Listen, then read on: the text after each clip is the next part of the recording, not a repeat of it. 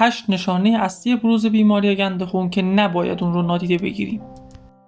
سلام بچه، امیدوارم که حالتون عالی باشه. اشکان هستم و قراره که داخل این ویدیو با هم 8 تا نشانه بروز بیماری گند خون رو صحبت کنیم. این نشانه ها اکثرا نشانه هایی هستن که مردم بهشون بی‌توجهن و ما باید زمانی که این نشانه ها رو توی بدن خودمون یا دوستان و اطرافیانمون دیدیم حتما به پزشک مراجعه بکنیم. خب بچه ها، اولین نشانه افزایش تشنج و سردرده.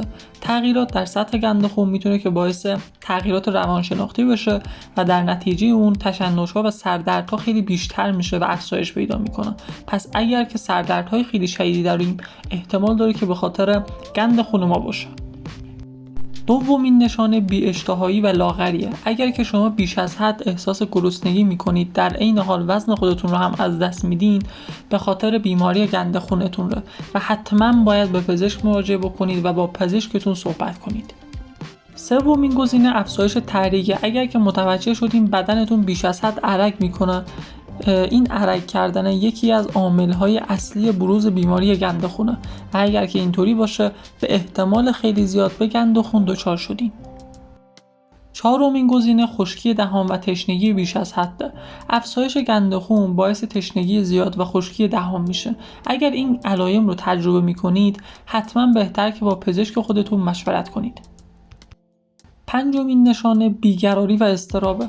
تغییرات در سطح خون میتونه که باعث افزایش سطح استرس در بدن بشه و روی وضعیت روحی تاثیر بذاره و در نتیجه اون اضطراب و بیقراری میاره. ششمین نشانه کاهش تمرکز و کارایی. بیماری گند خون میتونه که تمرکز و توانایی کارایی شما رو کاهش بده و اگر این تغییرات رو تجربه میکنید، حتما باید با پزشک مشاور خودتون صحبت کنید. هفتمین نشانه بروز خستگی و خواب‌آلودگیه. افزایش گند خون میتونه باعث خستگی زیاد، خواب‌آلودگی و انرژی کم بشه.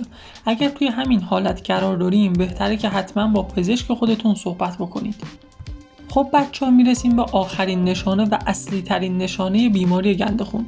زخم‌های بهبود ناپذیر و التهابات بالا بودن سطح گند خون میتونه باعث کاهش قدرت بهبود زخم‌ها و درمان التهابات بشه و اگر زخم‌هایی توی بدنتون وجود داره که بهبود پیدا نمی‌کنه و بهتر نمیشه، حتما باید با پزشک خودتون صحبت بکنید.